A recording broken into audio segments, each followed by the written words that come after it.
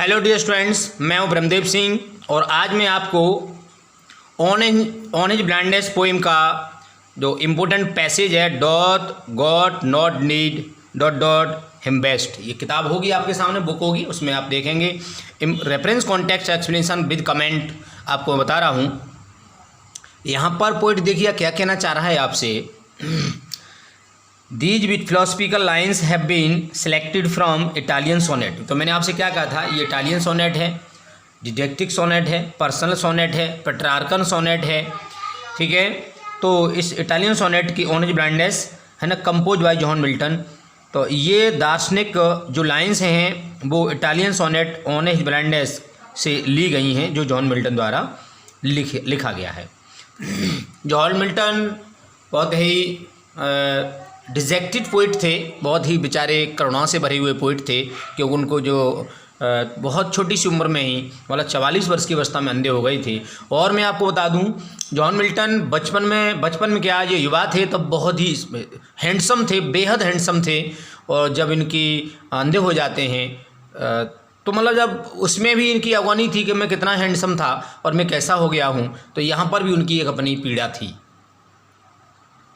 देखिए कॉन्टेक्स्ट देखें, here the poet says, यहाँ पर कवि कहते हैं that he became blind at early age of 44, वह अंधे हो जाएंगे 44 की अवस्था में। ही बिकेम वेरी सैड, बहुत दुखी हुए, because he was not able to serve him by writing the poems. क्यों ही बिकेम वेरी सैड, बहुत दुखी हुए, क्योंकि he was not able to serve him god by writing the poems, क्योंकि वह ईश्वर की सेवा कविताएँ लिख कर नहीं कर पाएंगे। He was afraid of his harsh chiding on judgment।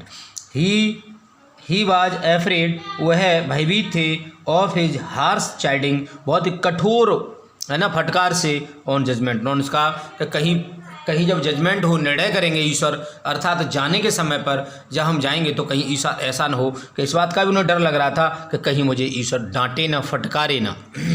Explanation देखिएगा, एक्सप्लेनेशन में देखें पोइट कह रहे हैं the poet is very sad, कवि को बहुत दुख है, एंड से कहते हैं how god can expect him to work, कैसे ईश्वर उनसे इच्छा कर सकता है कार्य कराने की, जब he has taken away his light of eyes.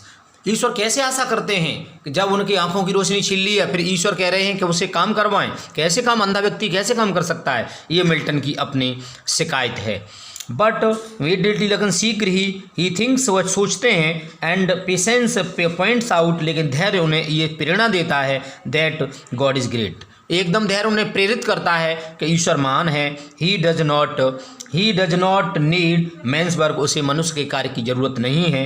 He is very kind to his creation, वह अपनी सृजन के प्रति बहुत ही दयालु है। ही जहाँ पर ईश्वर के लिए, अल्लाह के लिए है, अल्लाह अपने सृजन के लिए बहुत ही दयालु है। Which is in the form of the universe, जो इस ब्रह्मांड के रूप में, इस दुनिया के रूप में, उसकी क्रिएशन कैसी है, हम और आप सबके रूप में, छोटे बड़े सारे जीवों के रूप में। और ये सारा दुनिया है, जो लोग हैं, आपको प्रकृति में जो सारी चीज़ दिखाई दे रही है, जो ईश्वर के बिना कोई क्रिएट हो ही नहीं सकता। He punishes man for his sin very lightly, वह व्यक्ति को, अर्थात वह इंसान को उसके पाप के लिए बहुत हल्का सा, माइल्ड योग आया है उसमें, माइल्ड योग, हल्का सा पनिशमेंट देता है परमात्मा, और थोड़े से पनिशमेंट में ही हम लोग घबरा जाते हैं।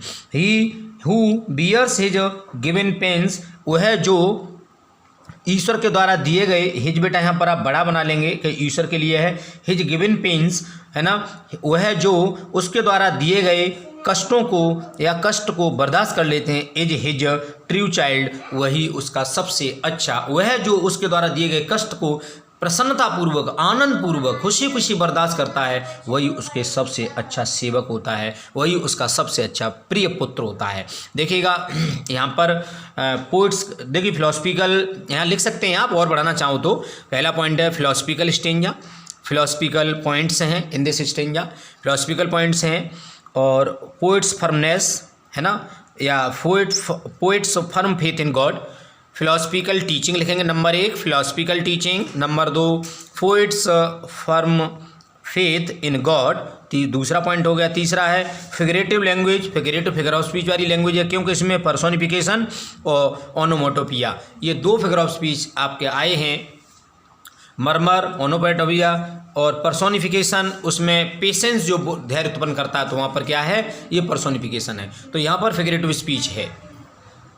ठीक है, तो इस तरह से आप ये क्रिटिकल पॉइंट्स डालेंगे, आपके अच्छे नंबर आएंगे। आप इस पर विश्वास करिएगा और आप इसी प्रकार से लिखना जिस प्रकार से मैं आपको बता रहा हूँ। और उसके बाद आपको अगली वीडियो में आपसे मुलाकात करूँगा।